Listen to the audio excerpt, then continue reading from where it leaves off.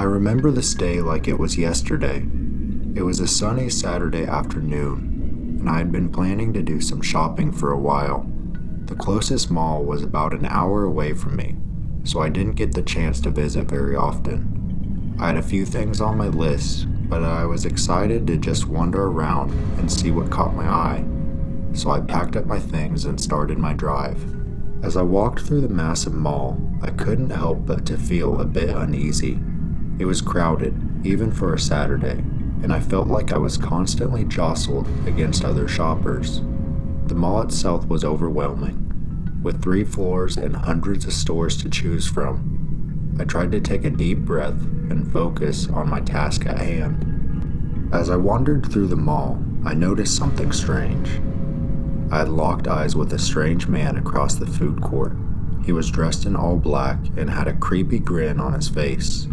Something felt off-putting about the way he was staring at me, but I shrugged it off and continued on my way. I spent the next hour walking in and out of different stores, making my way through the mall. That's when things started to get really weird. I was just browsing through some clothes at a department store when I heard a scream come from outside.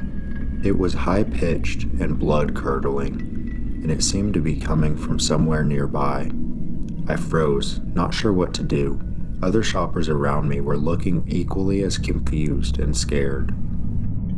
Then, out of nowhere, a group of people started running past the store from one side of the mall.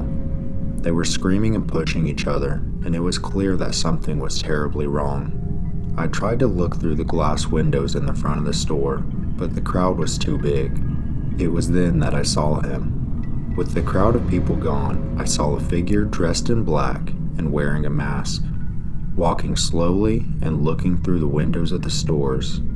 He was wielding something in his hand, and I couldn't tell what it was. I felt like I was going to be sick. That is when it stopped and turned to look directly at me. In that moment, I remembered the man from the food court, and I knew it was the same person. He was wearing the same black clothes and looked to be the same height. I didn't know what else to do, so I started running as fast as I could towards the back of the store. I could hear the man start to run from outside the store, getting closer and closer, and I knew I was in serious danger when I heard him burst through the glass doors. I stumbled through a set of doors towards the back of the store. It led me to a small warehouse area used for storage, but I kept running, searching for an escape. As I made my way through the tall shelves of product, I heard the door creak open and the man's heavy footsteps. I found myself at another set of doors at the back of the storage room, which led into a back hallway that connected all the stores in the mall. It seemed endless, stretching out before me like a long black tunnel. I started running again, my breath coming in short gasps. My mind was in a blur of panic and confusion, and I couldn't shake the feeling that I was doomed. Suddenly, my foot caught on something, and I went sprawling onto the ground. I felt a sharp pain shoot through my ankle, but I barely had time to register it before the man was upon me. I scrambled backwards, trying to get away, but he was too fast. He loomed over me. The twisted features of his mask seemed to be contorted in an angry snarl.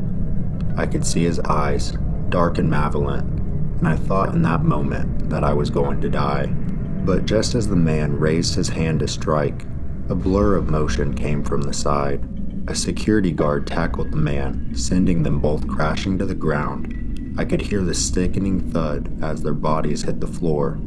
The man thrashed and struggled beneath the guard, but he was just barely able to hold him down. I watched in horror as he reached for his radio and called for backup.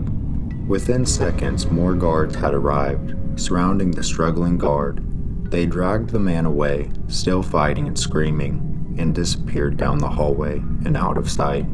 I was left alone in the dark, my heart pounding in my chest. It took me several minutes to gather the courage to stand up, and when I finally did, I limped my way out of the mall and into the safety of the parking lot. It turns out that the man was a disturbed individual who had brought a weapon into the mall and began making threats to a crowd in the food court. When he saw me, he must have remembered me walking by and switched his motives.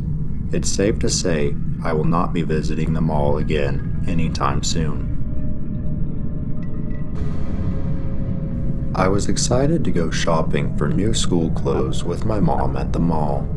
We went every summer, right before the school year began. We left early in the morning and spent the entire day going from store to store and trying on different outfits and looking for the perfect clothes. By late afternoon, my mom had found some clothes she liked and wanted to try them on in a different store.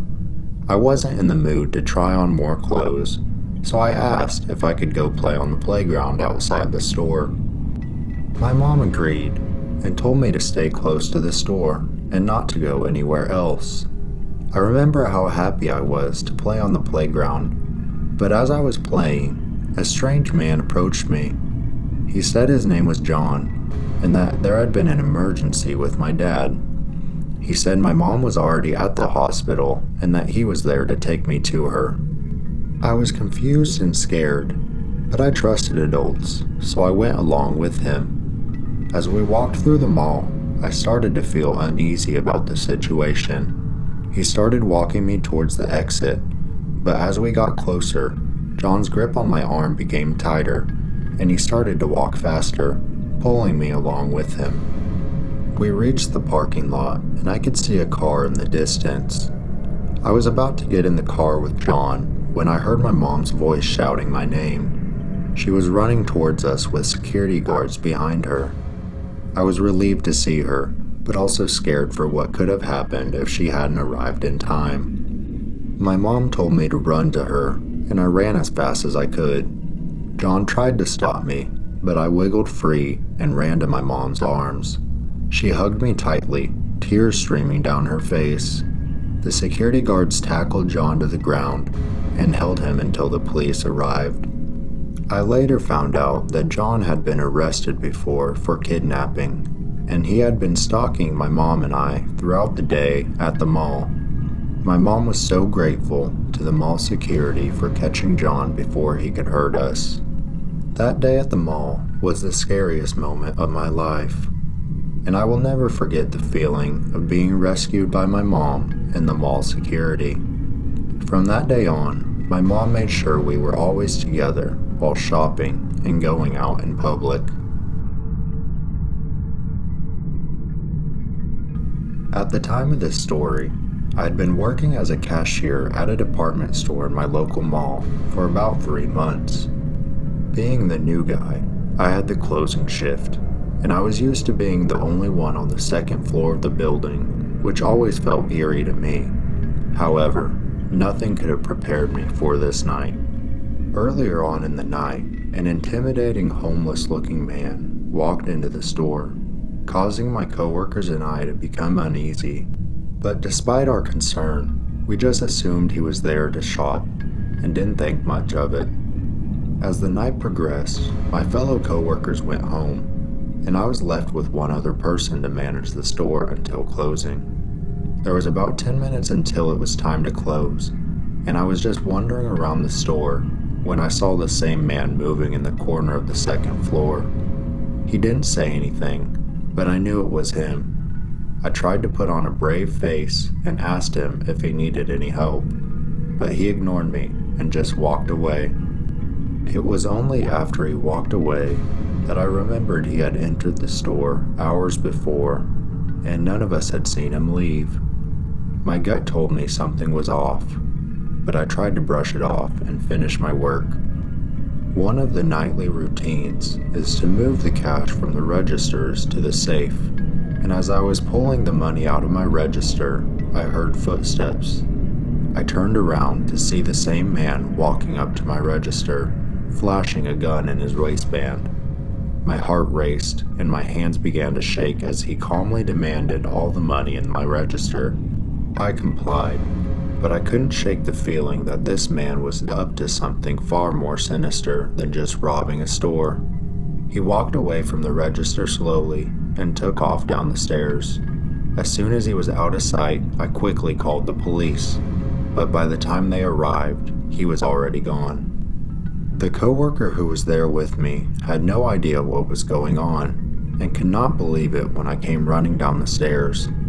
My other coworkers were understandably shaken up when they heard what happened the next day, and we all felt paranoid about being alone in the store. But things only got worse when the police were unable to find the man, and rumors began to circulate that he was still on the loose.